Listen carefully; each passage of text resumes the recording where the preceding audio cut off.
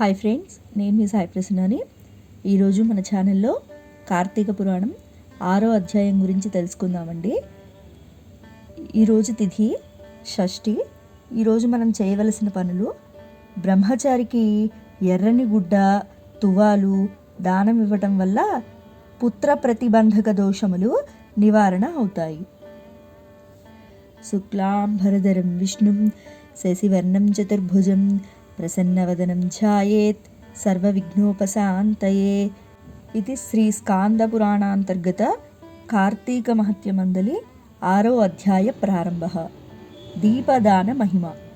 రాజా, కార్తీక మహత్యంలో పాలు, తేనె, వెన్న, పెరుగు వీటితో ఏర్పడిన పంచామృతాలతో శ్రీమన్నారాయణుడికి భక్తిగా అర్పించి పూజించి కస్తూరి గంధం కలిపిన నీటిలో అభిషేకం చేసిన వారు 10,000 అశ్వమేధ యాగాలు చేసిన పుణ్యం పొంది ఉత్తమ గతిని చేరుకుంటారు. కార్తీక మాసంలో ప్రతిరోజు సాయంకాలం విష్ణు దేవాలయంలో దీపారాధన చేసిన వారికి వైకుంఠం ప్రాప్తిస్తుంది. కార్తీక మాసంలో దీపదానం చేసిన వారికి ఉత్తమ జ్ఞానం లభించటమే కాకుండా విష్ణు సాయుధ్యం కలుగుతుంది. కార్తీక మాసంలో ప్రతిరోజు ప్రత్తితో ఒత్తి పెట్టి బియ్యపు పిండితో కానీ గోధుమ పిండితో కానీ చేసిన ప్రమిదల్లో వత్తి పెట్టి నేతిని పోసి వెలిగించి ఆ దీప ప్రమిదను వేదవేత్త అయిన బ్రాహ్మణునికి దానం ఇవ్వవలను. ఈ విధంగా నెలంతా చేసి నెల చివర వెండితో ఒక ప్రమిదను చేయించి అందులో బంగారుపు వత్తి వేసి పిండితో కుదురు చేసి దాని మధ్య ఈ ప్రమిదను వత్తిని ఉంచి దీపంతో యోగ్యుడైన బ్రాహ్మణునికి దానం ఇవ్వాలి. తరువాత బ్రాహ్మణ సమారాధన యథాశక్తిని అనుసరించి చేయాలి. ఆ విధంగా బ్రాహ్మణులకు దీపదానం చేసినప్పుడు అన్ని విధముల జ్ఞానాన్ని ఇచ్చేది, సకల సంపదలను కలుగజేసేది అయిన దీపదానం చేస్తున్నాను, నాకు క్షేమం కలుగుగాక అని అంటూ దానం ఇవ్వాలి. స్త్రీ కానీ పురుషుడు కానీ ఈ విధంగా దీపదాన వ్రతం పూర్తి చేసిన వారు ముక్తిని పొందుతారు. తెలిసి చేసినా తెలియక చేసిన పాపాలన్నీ ఈ దానం వల్ల తొలగిపోతాయి. ఈ సందర్భంలో బహుపురాతనమైన ఒక కథ చెప్తాను విను అంటూ జనక మహారాజునకు వశిష్ఠుల వారు చెప్పారు. పూర్వము ద్రవిడ దేశంలో ఒక స్త్రీ ఉండేది. ఆమెకు సంతానం, బంధువర్గం లేకపోవడం వల్ల, జీవితానికి ఆధారం లేకపోవడం వల్ల, భిక్షాటన వృత్తి వల్ల జీవనం సాగిస్తుంది. ఆమె ఒకనాడైనా వంట చేసుకొని ఎరుగదు. ఇతరుల చద్ది అన్నం తింటూ కాలక్షేపం చేస్తుంది. నలుగు పిండ్లు విసిరిపెట్టడం, ఇతరులకు వంట వార్పులు చేసి పెట్టడం, ఆ విధంగా సంపాదించుకున్న ధనాన్ని వడ్డీలకిస్తూ ధనాన్ని వృద్ధి చేసుకుంటుంది.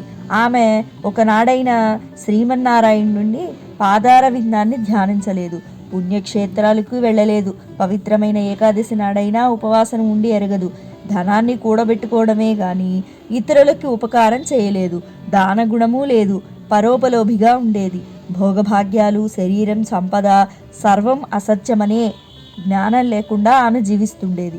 ఒకరోజు శ్రీరంగం పోతూ ఉన్న ఒక బ్రాహ్మణుడు ఆ ఊరు వచ్చాడు. ఆ బ్రాహ్మణుడు చాలా దయగలవాడు. అతడు ఆ ఊరు రావటం నిజంగా ఆమె అదృష్టం. అతడు ఆమె విషయం విని ఆమెతో, తల్లి, నా మాట విను, నీ చర్మం, మాంసం, ఎముకలతో నిండినవి. ఈ దేహం సుఖదుఖాలతో నిండి ఉంటుంది. ఈ దేహమే అన్ని కష్టాలకు పుట్టినిల్లు. పంచభూతాలతో నిండిన ఈ దేహంలో ఉన్న ప్రాణం పోయినంతనే ఇంటి దూలమందు పడిన నీటి బిందువులు 4 దిక్కులకు జారిపోయే విధంగా ఆయా భూతాలు ఆ భూతాలతో చేరిపోతాయి. నీటి బుడగల వలె దేహం నశించిపోతుంది. శాశ్వతం కాని ఈ దేహమే నీవు శాశ్వతం అనుకుంటున్నావు. నీ శరీరం మట్టిలో కలిసిపోతుంది. కర్మ ఒక్కటే వెన్నంటే వస్తుందనే సత్యం గ్రహించి సకల భూత దయాపరుడైన భగవంతుణ్ణి మనసారా ధ్యానించు. అగ్నిలో పడి మిడత నశించిన విధంగా ఈ దేహం కూడా బూడిదపాలు కావలసిందే. కాబట్టి శ్రీ మహావిష్ణువు పాదార విందములు ధ్యానించు. కామ, క్రోధ, భయ, లోభాలు, ధనాపేక్ష, దేహాభిమానం వదిలిపెట్టు. భక్తితో కార్తీక మాసంలో స్నానం చేసి మహావేద విద్వాంసుడైన బ్రాహ్మణులకు దీపదానం చెయ్యి. నువ్వు విధంగా చేసినట్లయితే అనేక జన్మల్లో చేసిన పాపాలు తొలగిపోతాయి అని చెప్పి తూర్పు దిక్కుగా శ్రీరంగపట్టణం వెడలిపోయెను. లోబిగా ఉంటున్న ఆమె బ్రాహ్మణుని హితోపదేశం అర్థం చేసుకొని యథార్థాన్ని గ్రహించి తన పాపకృత్యాలకు బాధపడింది. ఆ బ్రాహ్మణుని హితోపదేశం ప్రకారం కార్తీక మాసం చేయడానికి నిశ్చయించుకుంది. సూర్యోదయమున కార్తీక స్నానం చేసి శ్రీ మహావిష్ణువుని ధ్యానించి దీపదానం చేసి విప్రుల వల్ల పురాణం విని మాసాంతములో బ్రాహ్మణ సమారాధన గావించింది. కార్తీక మాసంలో ఆమె చన్నీటి స్నానం చేయటం వల్ల అనారోగ్యానికి గురై చలిజ్వరంతో బాధపడి ఆయువు తీరడం వల్ల మరణించి స్వర్గం పొందింది. అందుచే కార్తీక మాసంలో దీపదానం చేయటం వల్ల సకల పాపాలు పోతాయి. ఈ విషయాన్ని సదాశివుడు నాకు పూర్వం చెప్పెను. ఈ రహస్యం నేను నీకు చెప్పాను. సంసార బంధాలు ఈ దీపదానం వల్ల తొలగిపోతాయి, సత్యప్రదం ప్రాప్తిస్తుందని వశిష్ఠుల వారు జనక మహారాజునకు వివరించిరి. ఇది శ్రీ స్కాంద పురాణాంతర్గత కార్తీక మహత్యమందలి 6వ అధ్యాయం సంపూర్ణం. సో విన్నారు కదండి. ఈరోజు మనకి షష్ఠి అయింది కాబట్టి మనం ఈరోజు చేయవలసిన పనులేంటో తెలుసుకున్నారు కదా.